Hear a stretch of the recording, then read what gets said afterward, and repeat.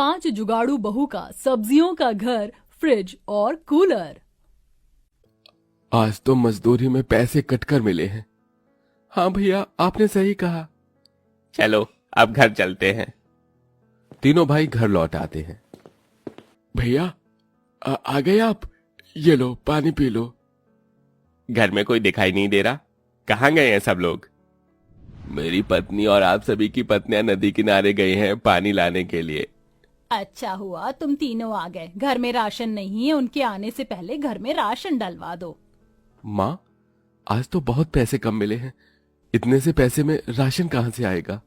कैसी जिंदगी की कश्मकश है। जिंदगी सुधारने का नाम ही नहीं ले रही। ऊपर से इन बेचारों को कितनी परेशानियां उठानी पड़ती हैं, लेकिन फिर भी हिम्मत नहीं हारती। कोई न कोई जुगाड़ लगाकर हर काम को कर ही लेती हैं।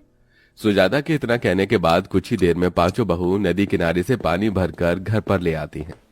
लगता है मेरी बहुएं आ गईं। रेखा और आरती के हाथों में सब्जी की टोकरी थी जिसमें कुछ सब्जियां होती हैं। तुम लोग तो पानी लेने गए थे ना, फिर ये सब्जियां कहाँ से आ गईं?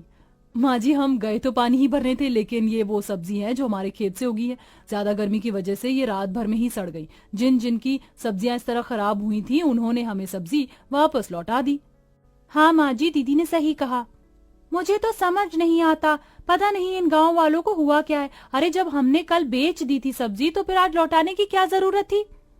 और तो और पता है माँ जी, गांव के सभी लोग हमसे पैसे भी वापस मांग रहे थे। वो तो मैंने उन्हें सुना दिया, बचा हुआ माल वापस नहीं होता, वरना तो आज हमें बहुत बड़ा नुकसान हो जाता। देखो ना इतनी सारी सब्जियां, ये सारी सब्जियां खराब कैसे हो सकती हैं? क्या ही कर सकते हैं बहू, घर में ही इतनी गर्मी है कि इस गर्मी में हर एक चीज खराब हो रही है। अब हमारे पास कोई फ्रिज तो है नहीं जिसमें हम सब्जियों को संभाल कर रख सके।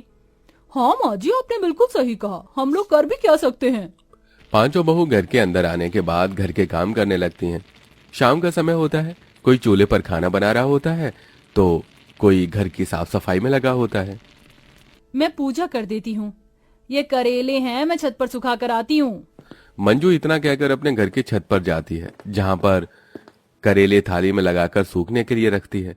तभी अचानक से उसके वजन की वजह से कच्ची छत टूट जाती है और वो छत से घर के अंदर जाकर गिरती है। हाय रब्बा, हाय मेरी कमर तो टूट गई है। भगवान, ये क्या हो गया? बहुत दर्द हो रहा है मुझे मेरी कमर में। उसके गिरने की आवाज से चारों बहू उसके पास आती हैं। अरे अरे, ये क्या हो गया? तुम तो छत से नीचे लुढ़कते हुए गिर गई। ऐसा भी क्या हो गया था? तभी कहते हैं खाना कम खाना चाहिए, नहीं तो वजन ज्यादा होने की वजह से ऐसी दुर्घटना की संभावना बनी रहती है। खुशी की बात सुनकर सब लोग उसका मजाक उड़ाने लगते हैं। हम लोगों का वही हाल है, गरीबी में आटा गीला, कोई काम ठीक से हो ही नहीं सकता। अब देखो ना, छत टूट गई हमारी। परेशान क्यों हो रही हो? छत का जुगाड़ तो हम कर ही लेंगे। वैसे भी पूरे गांव में हम लोग फेमस जो है जुगाड़ू बहुओं के नाम से। हाँ हाँ, तुमने बिल्कुल सही कहा। अगले दिन जब सवेरा होता है, पांचों बहू समय पर उठकर घर के सारे काम कर लेती हैं और कड़ी धूप निकलने से पहले अपने खेतों में जाकर सब्जियां तोड़ना शुरू कर देते हैं। हे भगवान, देखो ये सब क्या हो रहा है। हमारी सारी फसल, हमारी सारी सब्जियां खराब होने लगी हैं। ये टमाटर, गाजर, मूली, तोरी, आलू सब खराब हो रहे हैं।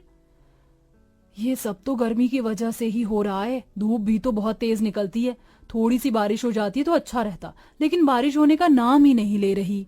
अपनी सब्जियों की ये हालत देखकर पांचों बहुएं वहीं खड़ी की खड़ी रह जाती हैं। हमारे पतियों को दिहाड़ी नहीं मिली, ऊपर से कार्तिक रकुल दोनों को कहीं नौकरी भी नहीं मिल रही। जो भी खेत में बची कुची सब्जियां हैं उन्हें निकाल लो, उन्हें बेचकर शाम के खाने के लायक पैसे तो कमा ही लेंगे। खुशी के ये कहने पर पांच बहू मिलकर सब्जियां तोड़कर टोकरी में रख लेती हैं। तो वहीं अंजलि हाथ में चाकू लेकर जो थोड़ी बहुत सब्जी बची होती है और हल्की फुल्की सड़ी होती है, उन्हें काट कर साफ साफ कर सब्जी अपने टोकरी में भर लेती है। अरे ये क्या, सारी सब्जियां आपने क्यों काट कर रखी है? ऐसी कटी हुई सब्जियां तो कोई नहीं खरीदेगा। किसी को खरीदनी है तो खरीदे, नहीं खरीदनी तो ना खरीदे। वैसे मैंने ये सब्जियां घर के लिए काट रखी है, इस जुगाड़ से ये सब्जी खराब नहीं होंगी। बड़ा अच्छा दिमाग चलाया। चलो अब घर चलते हैं। घर आने के बाद पांचों बहुएं गर्मी में काम में लग जाती हैं। आरती और रेखा दोनों खाना बनाने में लग जाते हैं। अंजलि मंजू घर की साफ सफाई करके चटाई बिछा देती हैं, तो वहीं खुशी अपने आंगन में थोड़ा सा पानी का छिड़काव करने लगती है।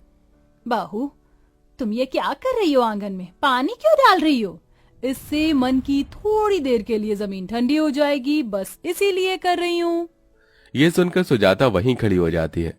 तो दूसरी तरफ अंजलि आरती दोनों कटी हुई सब्जियों से बना हुआ खाना लाकर सभी को परोस देती हैं। जल्दी से खाना खा लीजिए, उसके बाद हम सभी को बाजार भी जाना है। क्या जुगाड़ है बहू, तुमने तो खराब सब्जियों को भी खराब जाने नहीं दिया। यही तो कमाल है जुगाड़ बहुओं के बहू होने का। अब सभी लोग बना हुआ खाना खाकर अपने अपने काम पर निकल जाते हैं और पांचों बहू सब्जी लेकर बाजार में जाती हैं। सब्जी ले लो, सब्जी, हरी हरी सब्जी ले लो, सब्जी ले लो, सब्जी, आलू, मूली, टिंडे, गाजर, पालक, गोभी, हर तरह की सब्जी, जो सब्जी चाहिए हमारी दुकान पर लेने आइए। मंजू के इस तरह से चिल्लाने पर भी कोई वहां उनकी सब्जी खरीदने नहीं आता। आज तो बोनी बट्टा भी नहीं हुआ। देखते ही देखते सुबह से शाम हो जाती है, लेकिन उनकी थोड़ी भी सब्जी बिक नहीं पाती, जिसकी वजह से उनके चेहरे उतरे हुए होते हैं। चलो अब घर चलते हैं, यहाँ बैठे रहने से हमारा टाइम ही खराब होगा। मुरझाए चेहरे को लेकर पांचों बहू वापस सारी सब्जियां टोकरी में भरने लगती हैं। तभी उनके पास एक बूढ़ी औरत आती है। अरे इतनी जल्दी जा रही हो, जरा सब्जी तो देती हुई जाओ। ले लीजिए माँ जी, जितनी सब्जी आपको लेनी है ले लीजिए। वैसे भी दोपहर से लेकर इतना समय हो गया है, किसी ने हमारी सब्जी खरीदी नहीं। हम इतनी सब्जियों का क्या करेंगे? आपको जो भी चाहिए फ्री में ले जाओ। अंजलि के ये कहने पर बूढ़ी औरत अपने लिए उन सभी सब्जियों के अंदर से सब्जियां छांट कर लेने लगती है। उसी वक्त बूढ़ी औरत सभी टोकरी और सब्जियों के ऊपर अपना हाथ फेर देती है। आज का दिन तुम्हारा बहुत कठिन भरा गया है, लेकिन तुम पांचों बहुत अच्छी हो। कल से तुम्हारी परेशानियां खत्म हो जाएंगी। इतना कहकर बूढ़ी औरत वहां से चली जाती है। पांचों बहू बची हुई सब्जियां लेकर घर आ जाती हैं। मंजू तुम एक काम करो, जो सब्जियां गलने लगी हैं उन्हें काट कर मुझे दे दो, मैं इतने चूल्हा जला लेती हूँ खाना बनाने के लिए। आरती के इतना कहने पर मंजू सब्जियों की टोकरी उठाकर उनमें से डाली हुई सब्जियां काटने बैठ जाती है। कुछ ही देर में आरती चूल्हा जलाकर उसी के पास आकर बैठ जाती है। वो सभी सोच में पड़े होते हैं। क्या हुआ है? तुम्हारे चेहरे पर जरा भी हंसी दिखाई नहीं दे रही। कितने भी दिन कठिन भरे आ जाएं, तुम पांचों हर दिन मुस्कुराकर निकाल देती हो, लेकिन आज तुम्हारे चेहरे पर शिकंज अलग ही दिखाई दे रही है। क्या बताएं माँ जी, इतनी मेहनत के बाद भी हमारी मेहनत से हमें सफलता नहीं मिल रही है। एक एक रुपए के लिए हम लोग तरसते हैं। आज भी सारी सब्जियां वापस बचकर आ गई, ऊपर से ये गर्मी जरा भी बर्दाश्त नहीं होती। काश कि हम इतने गरीब ना होते, या फिर काश के हमारा घर पक्का होता, हमारे घर में एक फ्रिज और कूलर होता, तो शायद हमें इतनी परेशानी ना उठानी पड़ती। रात को गर्मी ना लगे, इसलिए सोने को गीला करके उसे ओढ़कर सोना पड़ता है। अंजलि के इतना कहते ही सब्जियों के अंदर से एक रोशनी निकलती है और वो रोशनी घर के चारों तरफ फैल जाती है। देखते ही देखते पूरा घर सब्जियों से पक्का घर बन जाता है और टोकरियों की सारी सब्जी फ्रिज और कूलर बन जाती है। हे भगवान जी, ये सब क्या हो रहा है? ये सब कैसे हुआ? देखो तो, हमारा घर बिल्कुल सब्जियों से मिलकर पक्का घर बन गया है। कहीं से टूटा फूटा नहीं, प्रत्येक सब्जी नजर आ रही है। ये कूलर सब्जियों से बना है, क्या ये चलता भी होगा? जैसे ही मंजू उसे चलाकर देखती है तो कूलर से ठंडी ठंडी हवा आने लगती है। हाय, इस कूलर से कितनी ठंडी हवा आ रही है। फिर तो ये फ्रिज भी चलता होगा। जैसे ही अंजलि फ्रिज खोलती है, वो फ्रिज बहुत ठंडा होता है और उसके अंदर खाने पीने का सभी सामान उपलब्ध होता है। यकीन नहीं हो रहा मुझे अपनी आंखों पर, लेकिन ये करिश्मा हुआ कैसे? क्या तुम्हें वो बूढ़ी औरत याद है? लगता है वो कोई हमारे लिए फरिश्ता बनकर आई थी। उसने हमारी सभी परेशानियों को खत्म कर दिया। अब हमें घर में जुगाड़ लगाने की जरूरत भी नहीं पड़ेगी। इस तरह पांचों बहू जहां उदास बैठी थीं, उनके चेहरे पर मुस्कुराहट आ जाती है और वो अब अपनी सब्जियों के घर में सब्जियों से बने फ्रिज और कूलर के साथ खुशियों से रहने लगती हैं।